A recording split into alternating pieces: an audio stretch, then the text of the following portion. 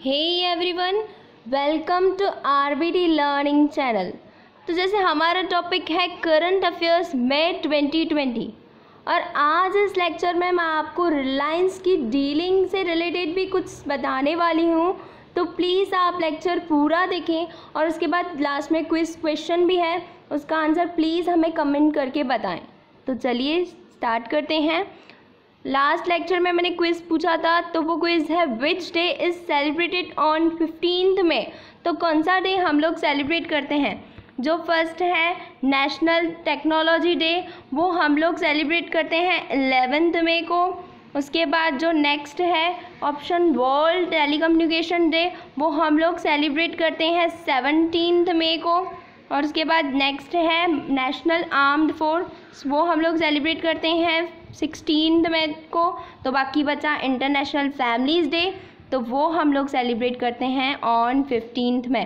तो हमारा जो सही आंसर है वो है option D, that is international families day. हमारा सेशन स्टार्ट करते हैं। फर्स्ट क्वेश्चन है which scheme defence minister has approved to launch with an outlay of ₹400 crore. तो डिफेंस मिनिस्टर जो हमारे हैं राजनाथ सिंह, उन्होंने एक कौन सी स्कीम के अंडर 400 करोड़ दिए हैं, अमाउंट दिए हैं स्कीम को। तो वो कौन सी स्कीम है? ए है option defence manufacturing scheme, B है डोमेस्टिक डिफेंस स्कीम, सी है defence testing infrastructure scheme and D है नन ऑफ द अबव, यानी अबव में से कोई नहीं। तो इसका आंसर है option C, that is defence testing infrastructure scheme. तो ये उन्होंने क्यों दिया है? बिकॉज हमारे डिफेंस, डोमेस्टिक डिफेंस है, उनको बूस्ट करने के लिए एंड मैन्युफैक्चरिंग ऑफ स्पेस वगैरह को बढ़ाने के लिए, यानी उनको डिफेंस वगैरह को प्रमोट करने के लिए, बढ़ाने के लिए ये स्कीम को इन्होंने 400 करोड़ दिए हैं। डिफेंस मिनिस्टर ने अप्रूव किया है ये अमाउंट। तो ऑप्शन सी राइट आंसर है। सेकेंड क्वेश्चन है which day we celebrated on 18 May. तो हम लोग कौन सा डे सेलिब्रेट करते हैं 18 मई? तो ऑप्शन ए है इंटरनेशनल योगा डे, वो तो हम लोग सेलिब्रेट 21 जून को करते हैं।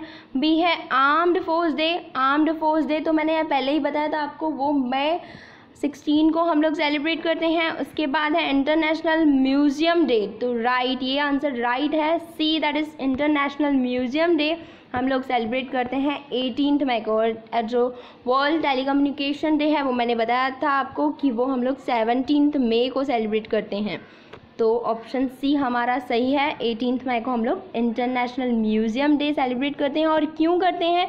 बिकॉज हमारे जो रिचुअल्स, हमारे जो हिस्टोरिकल थिंग्स हैं, उनको प्रिजर्व वगैरह करने के लिए, उनको बढ़ाने के लिए हम लोग ये डे सेलिब्रेट करते हैं। सी ऑप्शन राइट है। थर्ड क्वेश्चन है to promote online education across the country which service has launched. तो बिकॉज देखो कोविड की सिचुएशन है, तो स्टूडेंट्स को बहुत ज़्यादा डिफ़िकल्टीज हो रही हैं स्टडीज़ में। तो स्टडीज़ को प्रमोट करने के लिए ऑनलाइन एजुकेशन भी स्टार्ट हुई है। तो कौन सी सर्विस के under online lectures and all conduct किए जा रहे हैं, कौन सी स्कीम है, कौन सी सर्विस है? तो ऑप्शन ए है PM e Vidya service, B है PM जनता विद्या, सी है PM डिजिटल विद्या, डी है नन ऑफ द अबव। तो इसका जो सही आंसर वो है PM ई विद्या सर्विस। तो E means electronic, electronic means जो ऑनलाइन रिलेटेड लेक्चर्स कंडक्ट किए जा रहे हैं, एजुकेशन प्रोवाइड की जा रही है, तो वही। तो इसका आंसर है A, that is PM e Vidya service.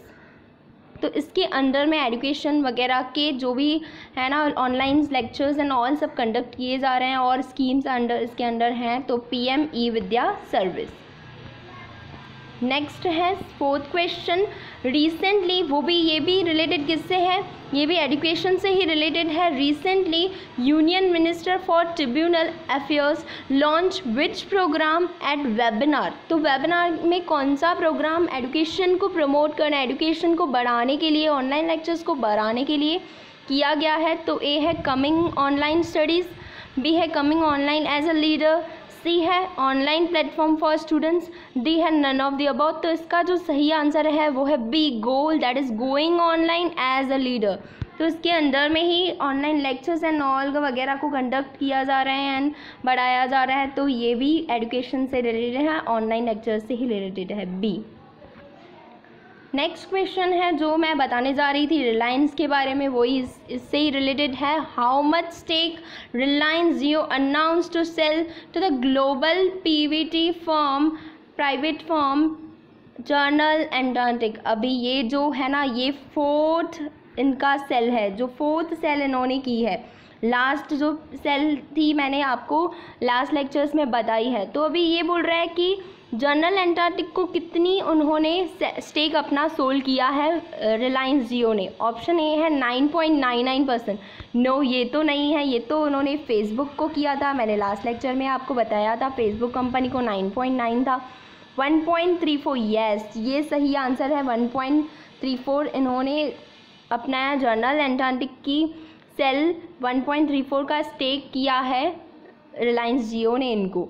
And 1.15 जो स्टेक था वो इन्होंने सिल्वर लेक लिमिटेड को किया था, ये भी मैंने एक क्वेश्चन में आंसर पूछा था। एंड उसके बाद जो एक लास्ट है 2.34, ये इन्होंने विस्टा इक्विटी कंपनी को सेल किया था, विस्टा प्राइवेट कंपनी को। तो इसका जो आंसर सही है वो है 1.34 हमारे ये जनरल एंटार्क्टिक को, तो वो है 1.34 का स्टेक, जो कि पता है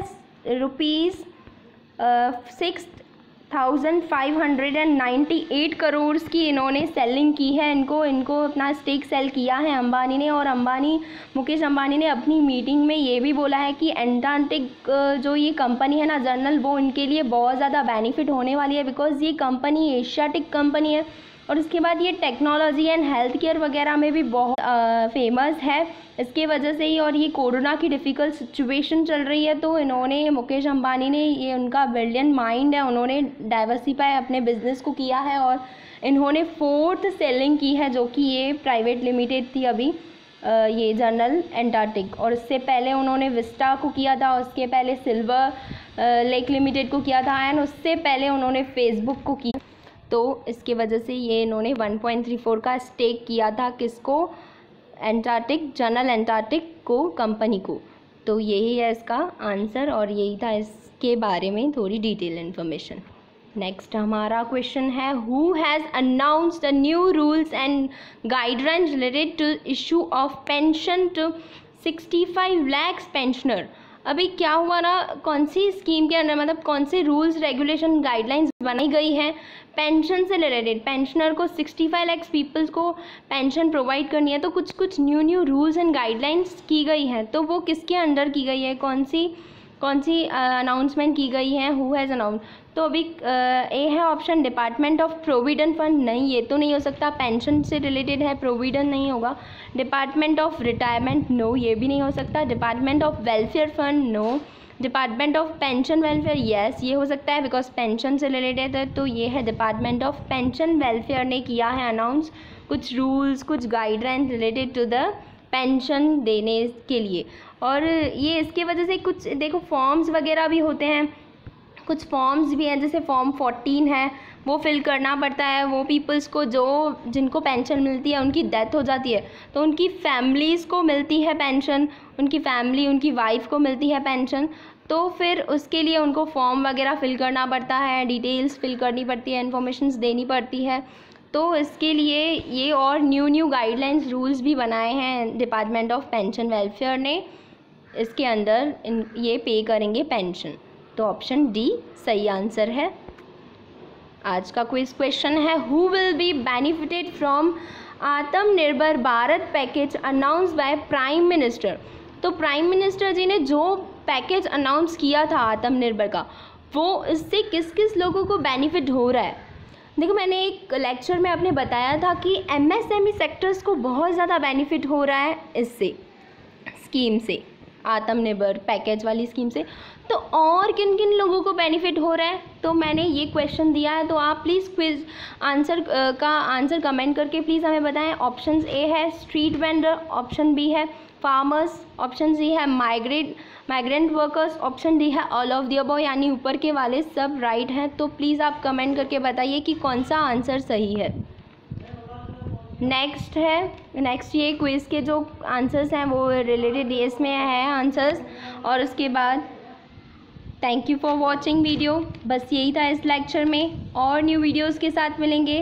थैंक यू, टेक केयर।